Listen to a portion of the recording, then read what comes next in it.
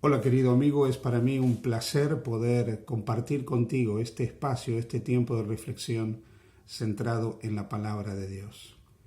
La Biblia nos cuenta que en cierta ocasión Jesús iba con sus discípulos y pasando por Samaria, los discípulos de Jesús, especialmente Juan y su hermano Andrés, los hijos de Zebedeo, entendieron que Jesús no estaba siendo bien tratado por los samaritanos. Y entonces dijeron algo que llama mucho la atención. Dijeron: Señor, ¿quieres que hagamos como el profeta Elías y oremos para que descienda fuego del cielo y los consuma? Y Jesús respondió algo que es profundamente interesante.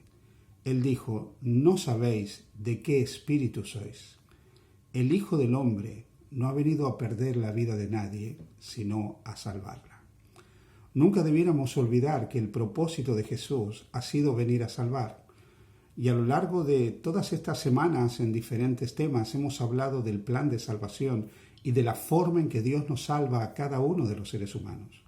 Y hemos hablado de que el propósito de la encarnación de Jesús fue tomar el lugar del hombre, tomar el lugar a favor del hombre, para hacer por el hombre lo que el hombre no puede hacer por sí mismo. La salvación siempre será un don de Dios que nos viene por medio de la encarnación, vida, pasión, muerte y resurrección de Jesús. La obra de Cristo por nosotros es lo que hace que nosotros seamos librados de la culpa y de la condenación del pecado. No obstante, hay otra obra que Cristo quiere hacer en nosotros, que tiene que ver con la restauración de la imagen de Dios en el hombre, que fue tremendamente dañada por causa del pecado, cuando Adán y Eva desobedecieron el plan de Dios, desobedecieron la voz de Dios, eligieron ir por el camino equivocado. Hablando de esa obra de restauración, de transformación del ser humano, la Biblia dice en la carta a los Efesios lo siguiente.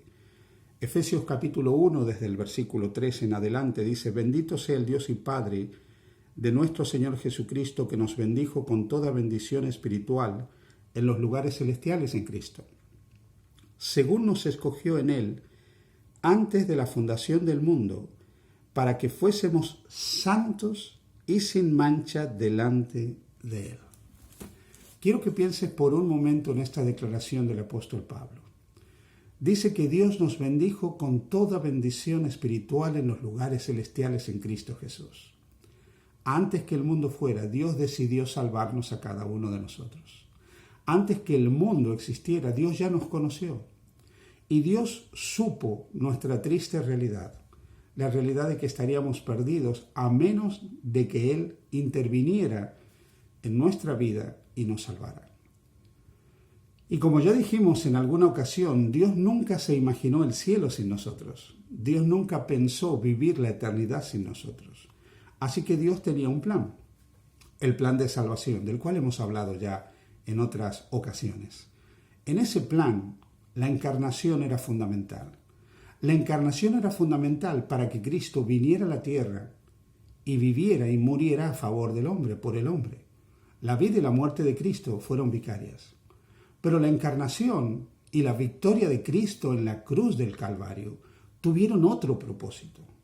El propósito de que nosotros seamos adoptados en la familia de Dios y pudiésemos vivir sin mancha delante de Dios.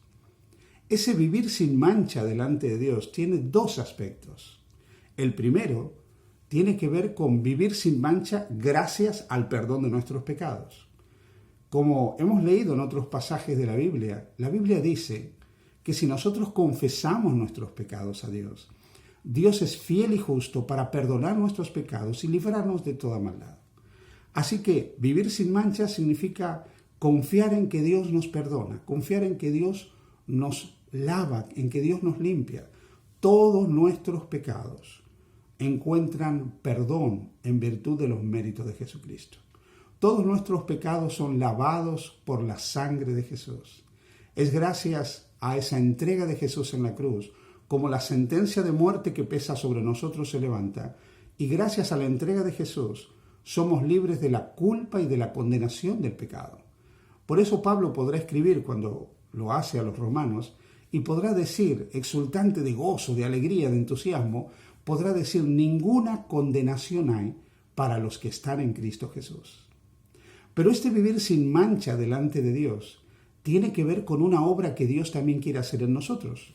Él quiere quitar la mancha del pecado que hay en nuestra vida. Cuando Pablo también se dirige a la iglesia de Roma, en el capítulo 6 de la carta a los romanos y en el versículo 23, Pablo dice algo muy profundo. Dice, ahora que habéis sido libertados del pecado. ¿Libertados del pecado en qué sentido? Que habéis sido librados de la culpa y de la condenación del pecado. Y hechos siervos de Dios. Una vez que nos hemos entregado al Señor, que hemos aceptado el señorío del Señor en nuestra vida, dice Pablo a continuación, tenéis como vuestro fruto la santificación y como fin la vida eterna.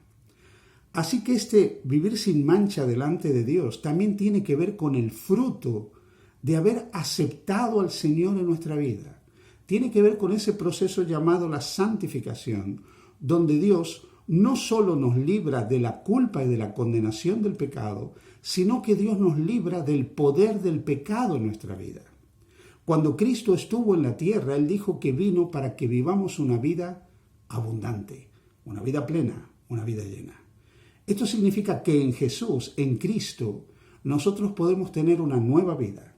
Nosotros podemos ser nuevas criaturas en virtud de los méritos de Jesucristo. En virtud de lo que Cristo ha hecho por nosotros, gracias a su victoria en la cruz del Calvario, nosotros podemos ser transformados por su gracia. Nuestras vidas pueden ser modificadas. Déjame que te diga algo, querido amigo. No se puede ser cristiano sin la transformación interior. No se puede ser un auténtico cristiano sin la transformación del carácter. Muchas veces tú y yo hemos escuchado que lo único que llevaremos al cielo es nuestro carácter. Entonces lo que Dios tiene que cambiar es nuestro interior. El cambio tiene que ser hecho en nuestro corazón, en nuestra mente, en lo más profundo de nuestro ser. Ahí es la transformación, ahí se da la santificación, ese proceso que nos va librando cada día de la mancha del pecado, que nos va librando del poder del pecado en nuestra vida.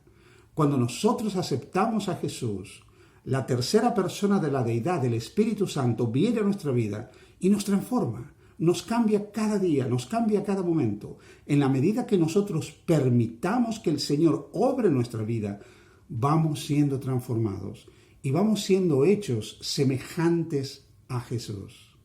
Y así como Jesús caminó en la voluntad del Padre cada día de su vida, la presencia del Espíritu de Cristo en nosotros nos va llevando a caminar en la voluntad del Padre cada día.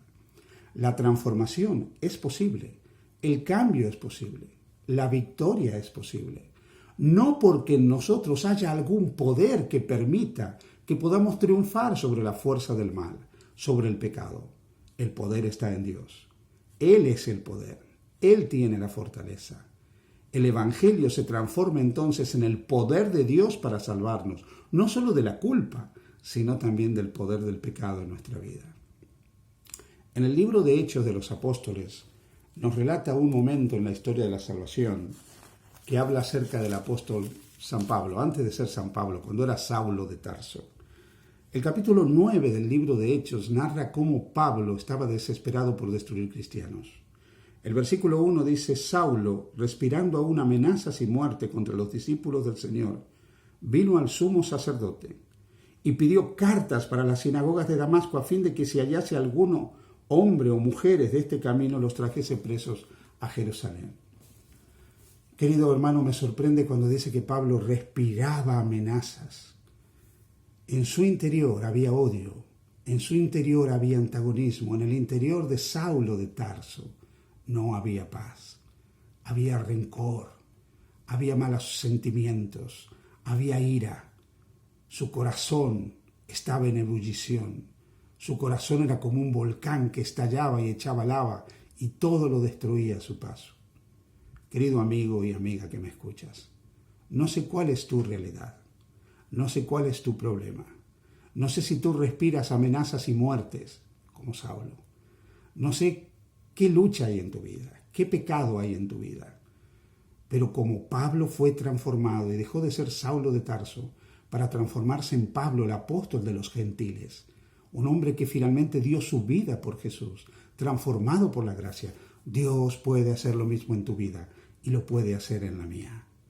Los hijos de Zebedeo también fueron transformados y dejaron de ser personas llamadas hijos del trueno para ser personas llenas de amor por los pecadores, transformados por la gracia de Dios. Nunca más volvieron a querer que descienda fuego del cielo para que consuma a nadie. En este día te invito a abrir la puerta de tu corazón a Jesús para que Él transforme tu vida, para que Él te cambie, para que Él haga de ti una nueva creación. Que Dios te bendiga y te guarde.